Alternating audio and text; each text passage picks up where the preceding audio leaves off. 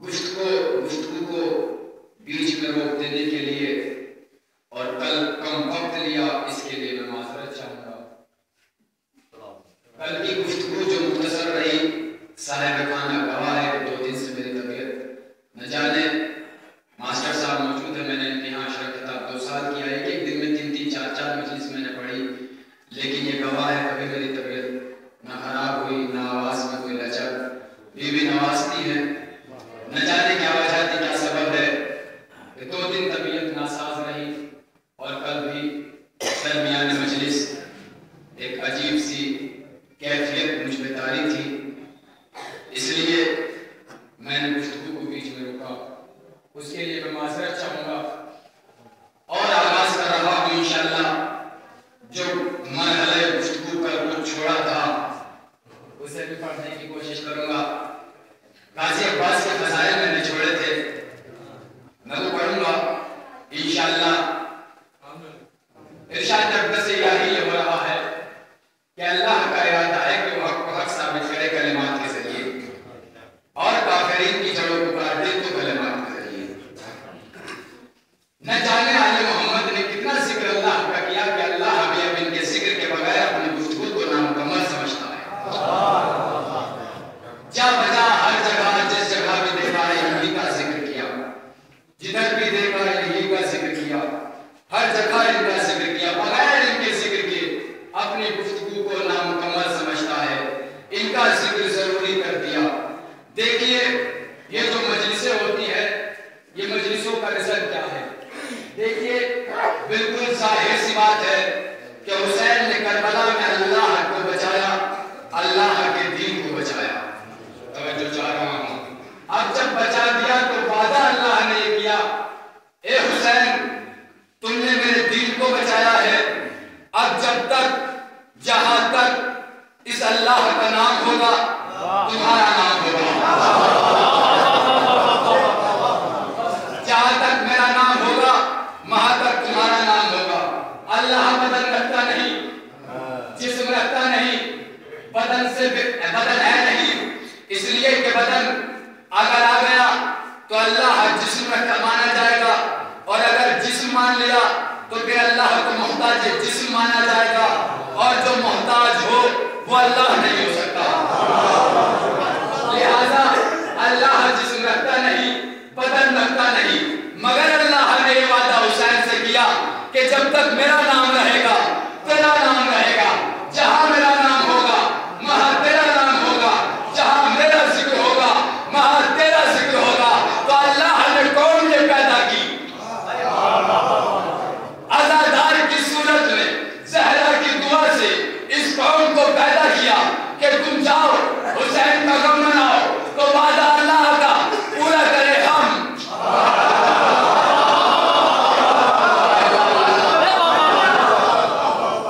वादा अल्लाह का पूरा करे हम। तो ये मजलिस क्या है? अल्लाह का वादा। ये गम क्या है? अल्लाह का वादा। अब लोग ये कहते हैं ये अलम क्या है, ताज़िया क्या है? बस 5 या 10 मिनट की तमहीद है। इंशाअल्लाह कल की गुफ्तगू से मुतमस्सिक हो जाऊंगा और गाजी अब्बास के फज़ाइल भी पहले पढ़ूंगा, उसके बाद गुफ्तगू को आगे बढ़ाऊंगा, ताकि जो कल गुफ्तगू रही थी ये समझ लीजिए जब तक जनाब अब्बास के फज़ाइल नहीं पढ़ रहा हूँ तो सोचेगा कि मैं आज की मजलिस पढ़ रहा हूँ। फिर बाद में जब मौजूद बदलूं तो समझ लीजिएगा अब नई मजलिस शुरू हुई है। सलावत पढ़े तो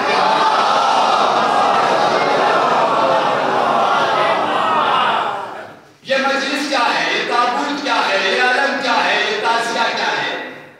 एक साहब हज पे गए, जब वो हज पे गए, हज से आए, मैंने क्या क्या किया? कहने लगे जनाब सब कुछ किया, मगर भीड़ बहुत थी, लिहाजा हजर अस्वद तक न पहुंच सका।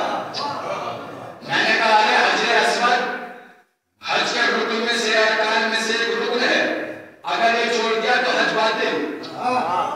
का सरकार बात सही है, लेकिन ये भी शरीयत का मसला है कि अगर हजर अस्वद तक न पहुंच पाओ तो हथेली को उधर करो, फिर हथेली चूम लो।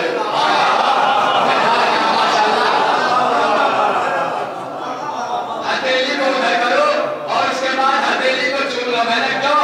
क्या हजर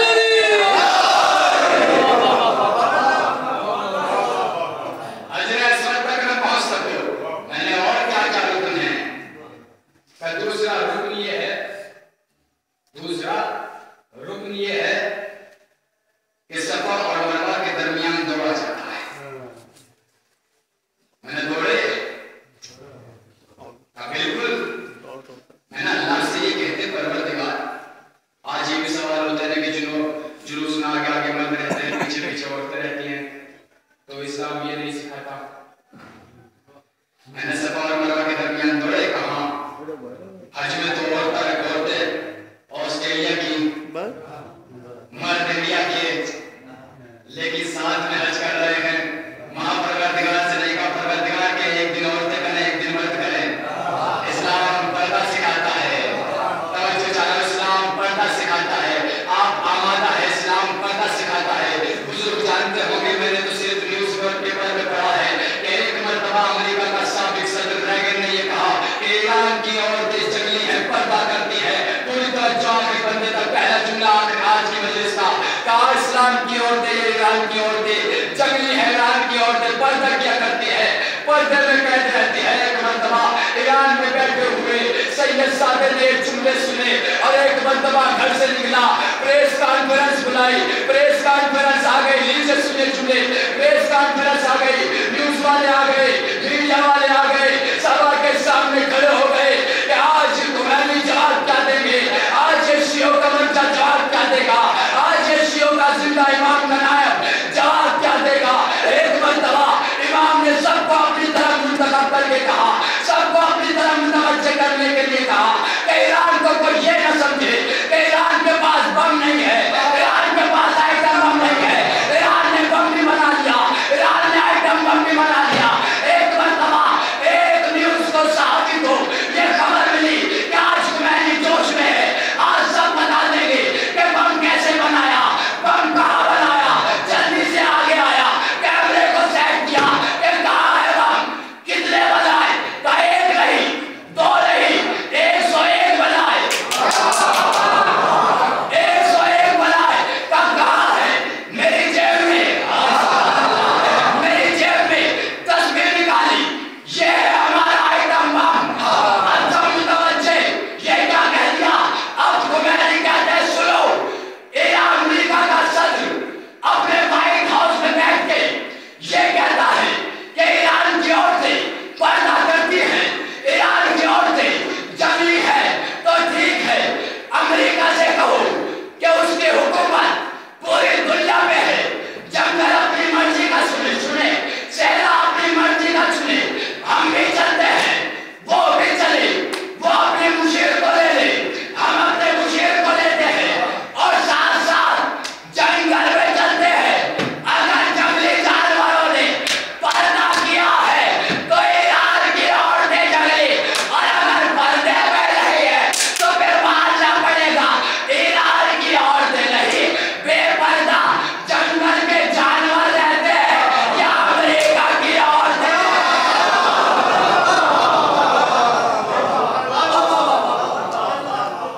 सलावत पढ़ेगा। पर्दा जंगली औरतें नहीं करती,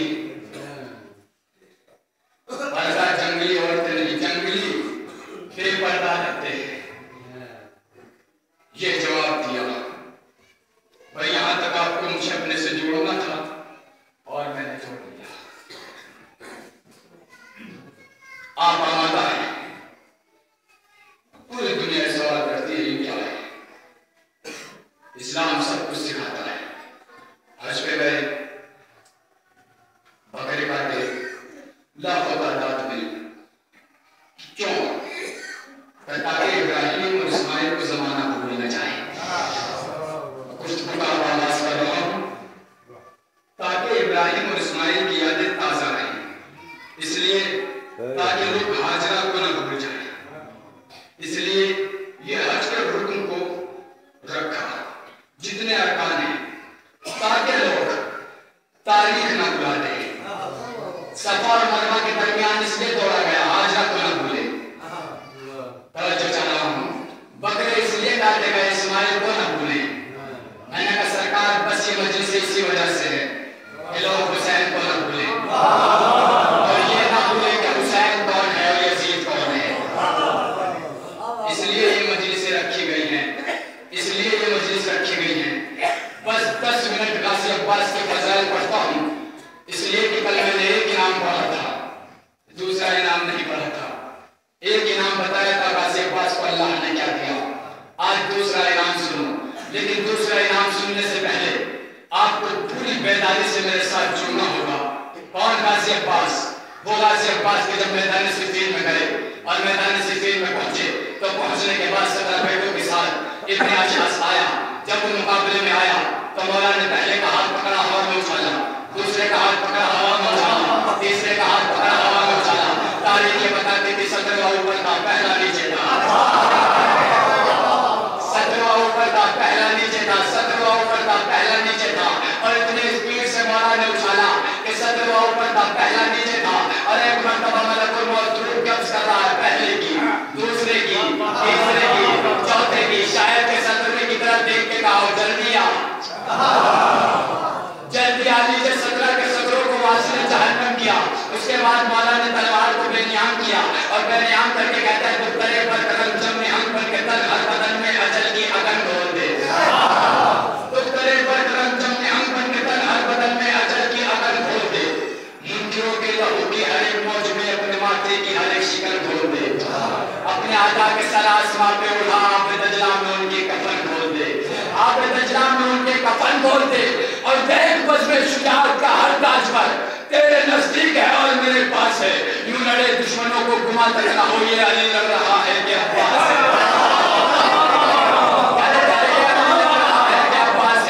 मेमना पे उतर, मेसरा पे उभर, कलब लश्कर पे बिजली गिरा झूमकर, बन के ज़हरे अजल आज मैदान में ढल अपने बाबा के नक्शे कदम चूमकर।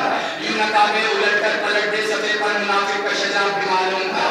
देख सुस्ती न कर मौत की हम सफर, हर तरफ से दुआओं की हर बरसात है। तेरी हर ज़र्ब पे आज खैबर शिकंदार देने ना आए तो क्या बात है। मेरे मर्द और आप मेरे से जुड़ गए, सिर्फ एक इनाम मुझे पढ़ना है। एक मर्तबा गाजी अपनी तलवार से मुखातिब होके कहता है, देख जल्दी चल। मौला से कहती है कैसे चलूं? 4 मिसरे सुनिएगा, उसके बाद गाजी का इनाम सुन लीजिएगा। कहते हैं कैसे चलूं, किस तरह चलूं? मेरे सरकार जरा सी वजाहत कर दीजिए। एक मर्तबा बादशाह मां के कहते हैं, सुन नोक से रोक ले वक्त की गर्दिशें, दश्ते शामे वजूद को सहर काट दे और आज जिब्रील भी पर बिछाए अगर तो रियायत ना कर उसके पर।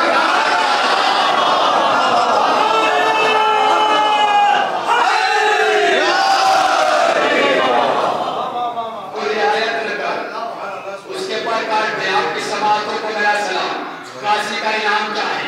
इनाम सुनिएगा पूरी बेदारी से, पूरे बेदार हो जाइएगा। दूसरा इनाम क्या है? आज सिरसी के इस मिंबर से तारीखी कुल मोड़ इख्तियार करते हुए तारीखी मजालिस में तारीखी जुमला देने लगा हूँ। अल्लाह ने कहा गाजी के 2 इनाम होंगे। मेरा ये चैलेंज है, रज़ा हैदर काज़मी आज एक चैलेंज कर रहा है। आप सिरसी से निकल कर पूरी दुनिया घूम लीजिएगा, कहीं भी जाइएगा, किसी भी करिए में, किसी भी गाँव में, किसी भी शहर में, किसी भी देहात में, सब चले जाइएगा। मगर पहले गाजी का दूसरा इनाम सुन लीजिएगा कि गाजी को अल्लाह ने दूसरा इनाम क्या नवाजा। अल्लाह ने कहा पहला इनाम ये होगा कि बगैर हाथों के या तो मेरी हुकूमत होगी या तेरा कब्जा होगा। दूसरा इनाम ये होगा कि पूरी दुनिया में इतनी मेरे नाम की मस्जिदें नहीं होगी जितने तेरे नाम के।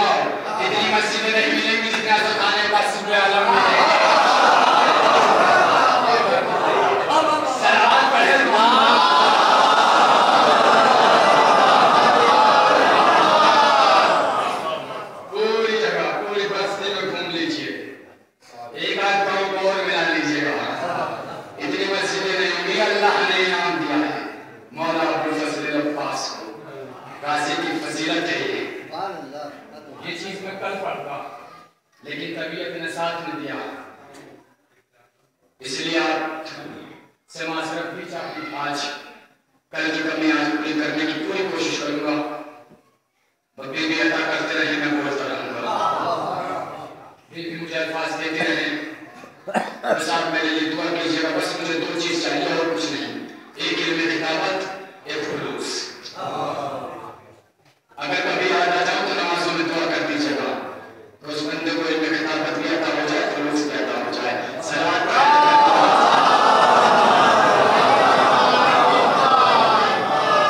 ये किताबत नहीं है, नरियाकारी है, ये दिल से कह रहा हूं, मिंबर पर हूं, झूठ बोलूं ज़बान पता हो जाए। इससे बड़ा मैं जुमला ही नहीं कह सकता। मेरा भी आगाज है, अभी मुझे बहुत जीना है, न जाने कहां कहां खिदमत मौला करनी है। इंशाअल्लाह और मुस्तान आपकी दुआ रही तो पूरी दुनिया में करूंगा, और खिदमत अहले बैत से एक नाम भी मिलेगा, परिणाम भी मिलेगा, दुनिया में भी मिलेगा, आखिरत में भी मिलेगा। इसलिए कि एक साजगार माहौल है, साजगार हालात हैं, और साजगार माहौल का सहारा लेकर, साजगार हालात का सहारा लेकर, साहिबान इक़्तिदार दौलत का सहारा लेकर, सरवत का सहारा लेकर उठे, और उठने के बाद काबे की तरफ को बढ़े कि शायद कि हजर अस्वद को बोसा दे ले, मगर वो हुज्जाज, वो हाजी जो लिबास फखरिया उतार कर इताअत का लिबास पहन चुके, उन्हें साहिब इक़्तिदार से कोई मतलब नहीं। अब साहिबान इक़्तिदार को उन जब हाजियों से रास्ता न मिला, हुकूमतें थक गई, थक के बैठ गई, थक के बैठी तो इमामत उठी, थक के बैठ गई तो इमामत उठी।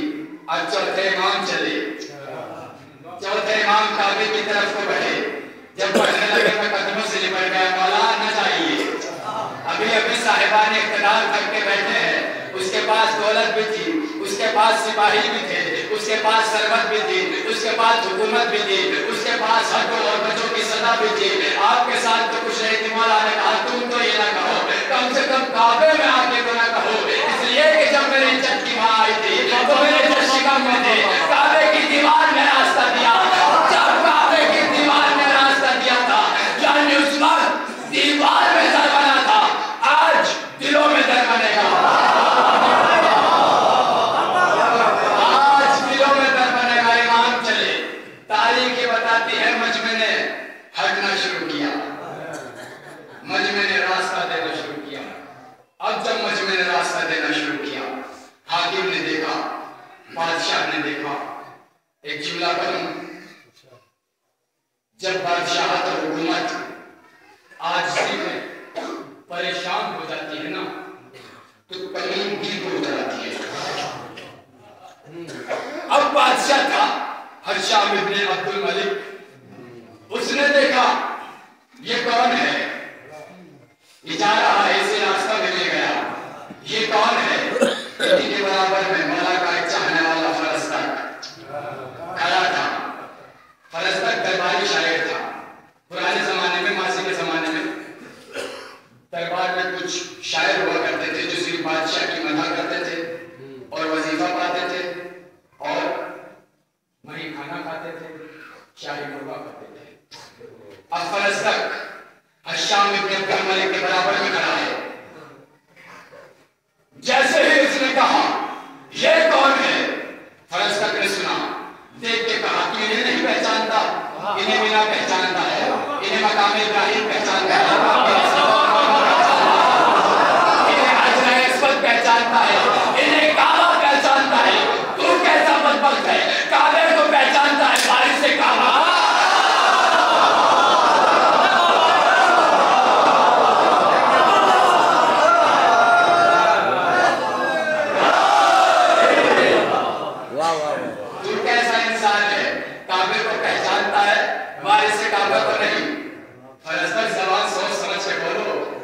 शाही वजीफा मिलता है तो रोटियां चलती हैं, अभी निकाल देगा दरबार से तो फिर रोटियों के लाले पड़ जाएंगे। फरस्तक कहेगा दुनिया तो चाहिए, मगर ऐसी दुनिया को जूते की नोक पर रखता हूं जो हज़रत इमाम बताता है।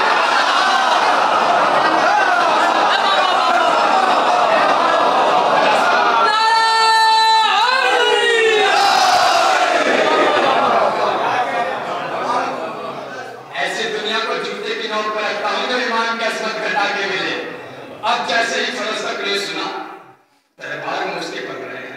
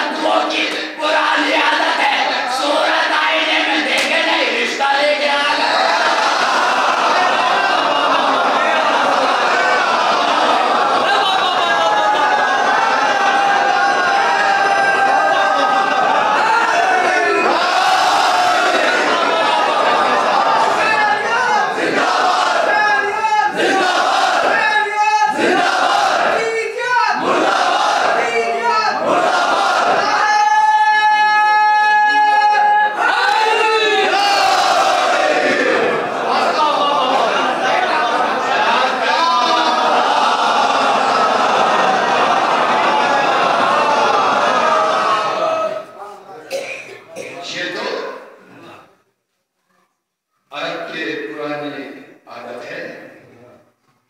देखिए, अली का चाहने वाला उस वक्त तक कसीदा लिख ही नहीं सकता जब तक अताए अहले बैत ना हो। सिरसी की बस्ती शायरी में मकबूल तरीन मानी जाती है। शोराए किराम माशाअल्लाह यहाँ बहुत है।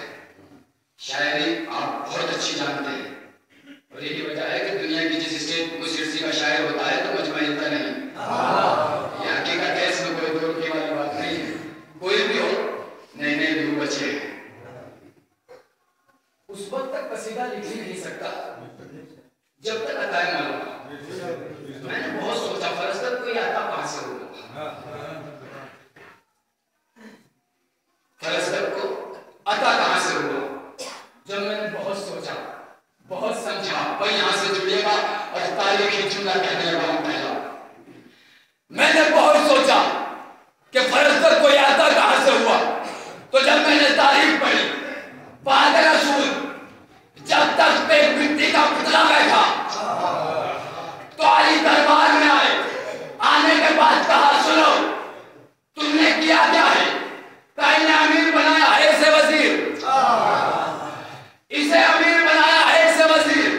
मौला कहते तुमने मुझ पे फोबियत देखी,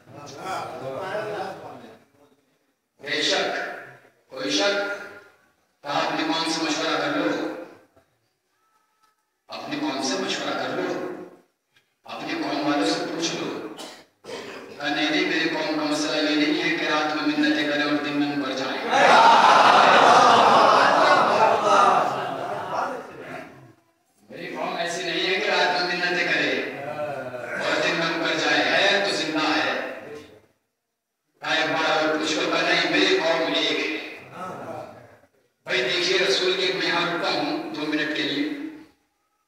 रसूल की एक हदीस है नमाज के सिलसिले में कि नमाज ऐसी पढ़ो जैसे मुझे पढ़ते हुए देखो। ये हदीस है, नमाज ऐसी पढ़ो जैसे मुझे पढ़ते हुए देखो। मिल्लत इस्लामिया के 73 फिरकों में नमाज के तरीके हैं 5। 4 तरीके 4 इमाम वाले, एक तरीका एक तरीका 12 इमाम वाला।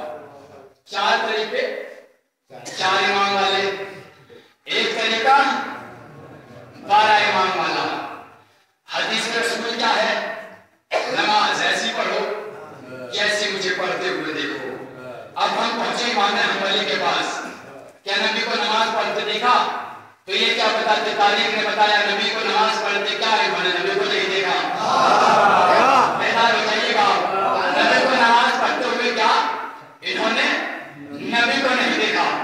अब हम पहुंचे शाफी के पास, देखा, तारीख ने बताया इन्होंने भी नहीं देखा। हम पहुंचे मालिकी के पास, देखा, क्या नहीं देखा। हम पहुंचे हनफी के पास, देखा, नहीं देखा। हमने चारों को छोड़ा, हम पहुंचे 12 के पास। आखिरी बंदे तक जो दीवार पे लगे बैठे वो मेरे साथ देंगे। हमने चारों को छोड़ा, अब हम पहुंचे 12 के पास। 12 के पहले से पूछा क्या नमाज पढ़ने देगा? तो कहा सबसे पहले मैंने देखा।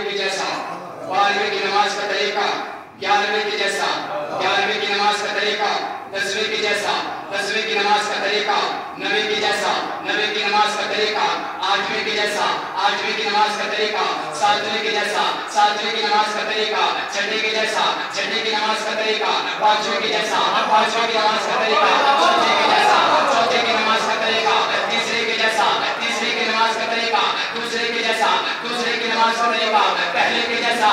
तो झूठ की सफारी सही बुखारी तक में यह है कि जब बाद रसूल एक मुद्दत के बाद अली मुसल्ले पे आए, नमाज पढ़ाए, तो सबने कहा ये वो नमाज है जो नबी पढ़ाते थे।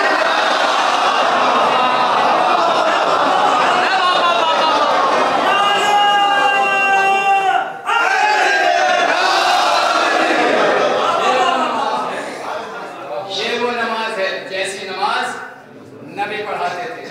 तो हमारी नमाज का तरीका नबी के जैसा, देखिए तारीख ये बताती है नबी के जैसा, नबी की नमाज का तरीका है। अब हम लोग नमाज कैसे पढ़ते हैं? जैसे नबी पढ़ते हैं। पर तो सवाल कर, हमारी कौम ऐसे नहीं है कि रात में मिन्नतें करे और दिन में मुकर जाए। उसने सवाल किया, नबी तुम्हारे यहाँ जिंदा है? कहा बिल्कुल, पक्का, बिल्कुल, कंफर्म, डन। कहा भाई जिंदा है? फौरन कहता है तो फिर जिंदा का जनाजा नहीं होता, जिंदा का वैसा नहीं होता, जिंदा का जनाजा नहीं होता, जिंदा का वैसा नहीं होता।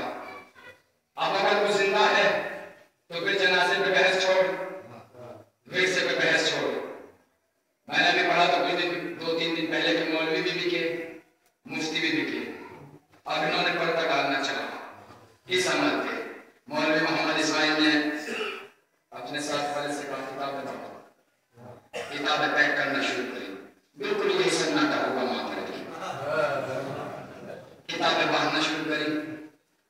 मुखालिफ मौलवी ने हाथ पकड़ लिया, मौलवी मोहम्मद इस्माइल ऐसे नहीं जाने दूंगा, मैं जुमला पहला हिस्से से पढ़ूंगा, आपको सुनना बहुत जोर से पड़ेगा, ऐसे नहीं जाने दूंगा। पहले बात तय करके जा, ये लिख के दे कि नबी मुर्दा है, वरना अगर जिंदा है तो फिर ये मान जिंदा का जनाजा नहीं, जिंदा का वैसा नहीं। मौलवी मोहम्मद इस्माइल कहते हैं लिख के मैं भी दूंगा, लेकिन ये बता जब जिंदा का जनाजा नहीं, जिंदा का वैसा नहीं, जिंदा का खलीफा कब होता है?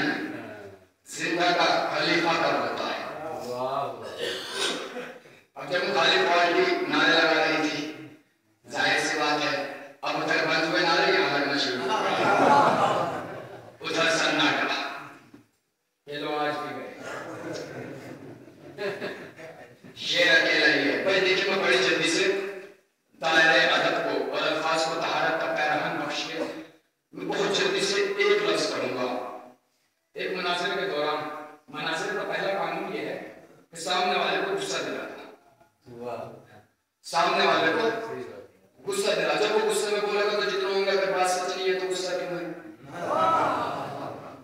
ये मनाज़रे का पहला, अगर गुस्से में आ गया तो अगर वो बात सही भी कहेगा तो साथ वाले कहेंगे जब वो बात गलत कह रहा है तो फिर आप गुस्से क्यों हो रहे हैं? आपका गुस्सा होना इस बात पर दलील है कि वो सही कह रहा है। एक मनाज़रे के दरमियान एक तरफ दरमियान में मेज है, एक तरफ एक कुर्सी, एक तरफ लातादाद कुर्सी, इधर शिया मौलवी, उधर कई सारे लोग। मैं बड़ी जल्दी जुमला कहूंगा क्योंकि बात आ गई, फिर मैं नहीं पूछूंगा। एक तरफ शिया मौलवी, एक तरफ लोग, कई सारे लोग। अब उसमें गुस्से दिलाने के लिए पहला सवाल ये किया, ये बताओ शिया में और खंजीर में फर्क कितना है? फर्क कितना है? एक मेज का, इधर ये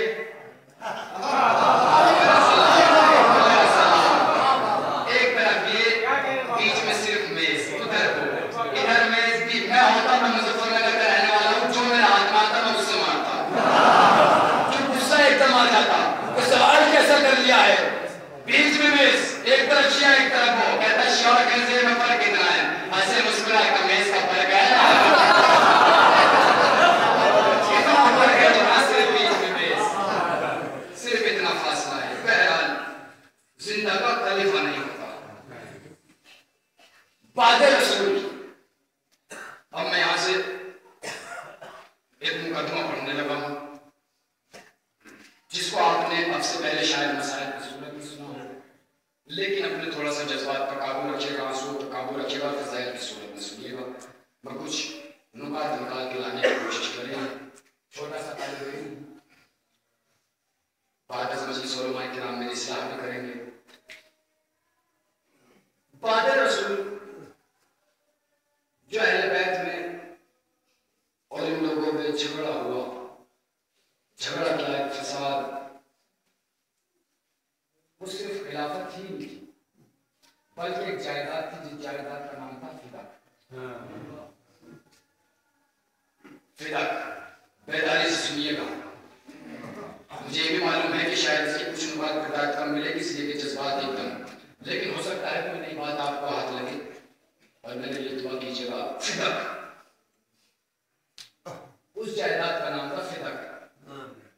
फिदक खैबर में एक जगह है जहां पर फिदक इब्ने हाम ने एक बस्ती बसाई, जिस जगह का नाम उस नाम से मंसूब होकर नाम पड़ा फिदक।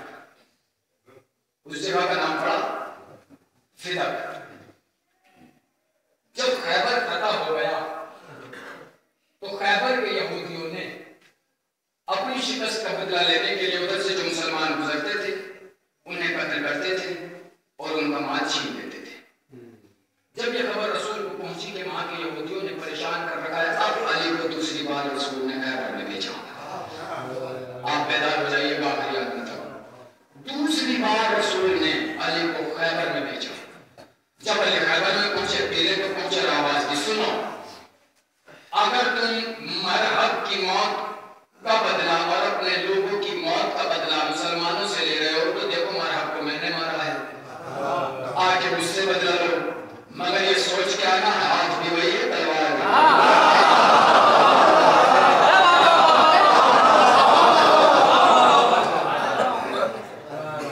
ये सोच के आना हाथ भी वही है तलवार भी वही। अब यहूदियों ने कुछ मीटिंग की, कहा हमें कुछ वक्त चाहिए, मशवरा किया। अब उसके सरदार यूशा बिन नून आए, आकर कहा ऐसा है जो हम जिन्हें हमने मारा है हम सुलह चाहते हैं और हम अपनी एक जायदाद रसूल को लिख कर देते हैं। हम एक जायदाद मुसलमानों के रसूल को देते हैं, मुसलमानों को नहीं, मुसलमानों को नहीं, मुसलमानों के रसूल को देते। तब उन्होंने लिखा, दस्तखत किए, मोहर लगाई, जैसे उस जमाने में लगती अली को देते। अब अली आए, अली आ गए। खैबर फतह हुआ 7 हिजरी में, रसूल की वफात हुई 11 हिजरी।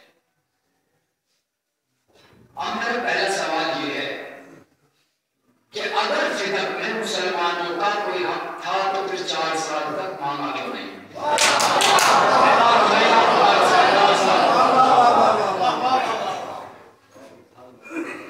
हक था तो मांगा क्यों नहीं?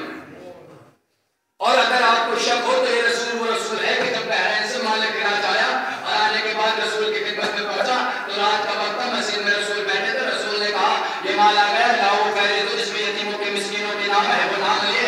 नाम लेने के बाद कहा ये बोझा उठा उस यतीम के घर, ये बोझा उठा उस मिस्कीन के घर, ये बोझा उठा उस यतीम के घर, ये बोझा उठा उस बेवा के घर, ये बोझा उठा उस मिस्कीन के घर। एक बार रसूल के साहब आया कि रात बहुत देर हो गई है, ऐसा कीजिए कल सुबह पहुंचा देंगे। तो फौरन रसूल कहते ये बता तू गारंटी लेता है कि मैं कल तक जिंदा रहूंगा? तू गारंटी लेता है मैं कल तक जिंदा रहूंगा? तू ये बात तय कर कि मैं कल तक जिंदा रहूंगा, मैं उठ जाऊंगा। फौरन कहता मैं कैसे कह दूं कि आप कल तक जिंदा रहेंगे जबकि आपने ये कहा है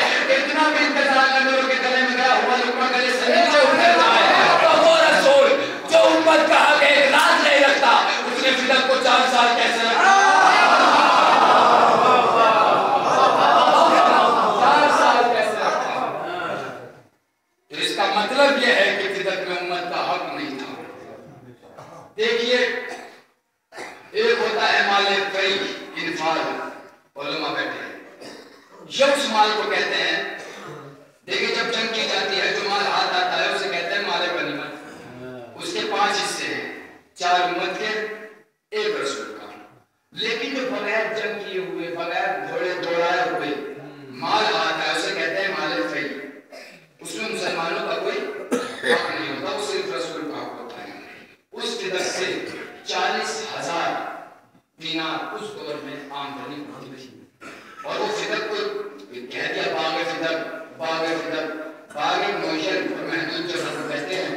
फिदक उस जगह का नाम है जिसमें घर भी थे, खेती भी होती थी, खेती भी होती थी, घर भी थे, और न जाने कितने बागात थे। 7 बागात को मैंने पढ़े हैं। अब एक बाग कितना बड़ा होता है, 7 बाग जो उसमें तलस बस्ती थी, इतनी बड़ी जायदाद का नाम है फिदक।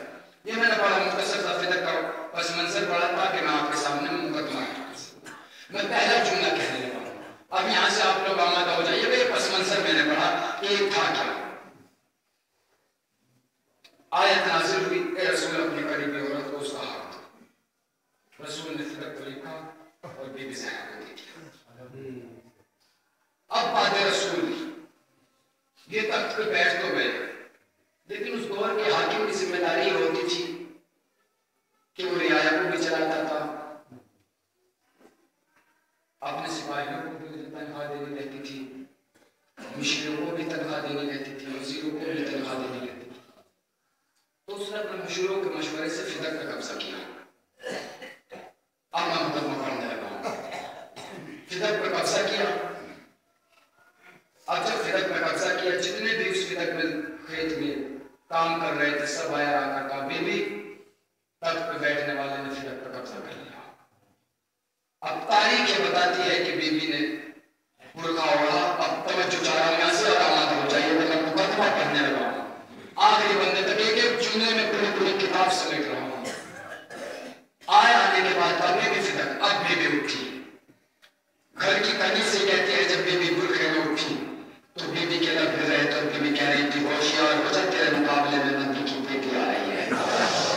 मैं पहला जुमला कहने लगा हूं, काफिरीन को नबी ने भी पहचानवाया, काफिरीन को अली ने भी पहचानवाया, काफिरीन को मुशरिकीन, काफिरीन को नबी ने भी पहचानवाया, काफिरीन को अली ने भी पहचानवाया। किसी ने मैदान जंग सजा के पहचानवाया, किसी ने तलवार चला के पहचानवाया, किसी ने बस उसे उठा के पहचानवाया, किसी ने हाथ पकड़ के उठा के पहचानवाया। लेकिन जैसे 2 बेटी ने पहचानवाया, किसी ने नहीं। एक नबी की बेटी, एक अली की बेटी। जब ये बेटी दरबार में आई, यहाँ भी एक बेटे ने अपने बाप पे लानत की। जब अली की बेटी दरबार में आई, वहाँ भी एक बेटे ने अपने बाप पे लानत की।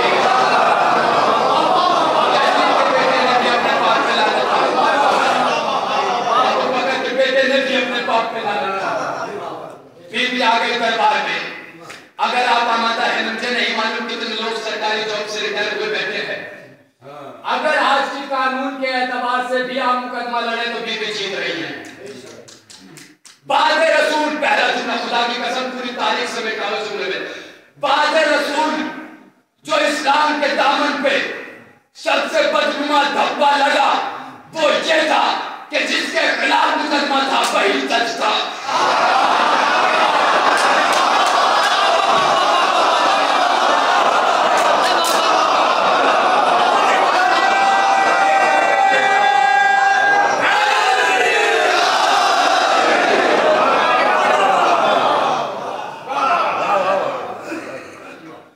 सबसे बदनुमा धब्बा ये था जिसके खिलाफ मुकदमा था वही जज था। जबकि ये हो नहीं सकता कि अगर जज के खिलाफ मुकदमा किया जाए तो जज का फैसला दूसरा जज, अगर हुकूमत के खिलाफ मुकदमा हो तो हुकूमत फैसला नहीं करती, जज। सबसे बदनुमा धब्बा ताब ये लगा। बीबी आई दरबार में, सुना है तूने कब्जा कर लिया फिदक पर। जब सुनना बीबी की खुदा की कसम, पर्दे के पीछे किस तरीके से जंग जीती है तुमने, किस तरीके से जंग जीती। मुझे मालूम है इस पे दाद कम मिलेगी लेकिन दुआएं ज्यादा मिलेगी। किस तरह जंग जीती बीबी ने। आज मैंने सुना है तुमने जायदाद पर कब्जा कर लिया। कहा क्यों? कहा इसलिए हदीस है, ला यारिस वला यूरिस, हम नवारिस बनाते हैं, नवारिस बनते हैं।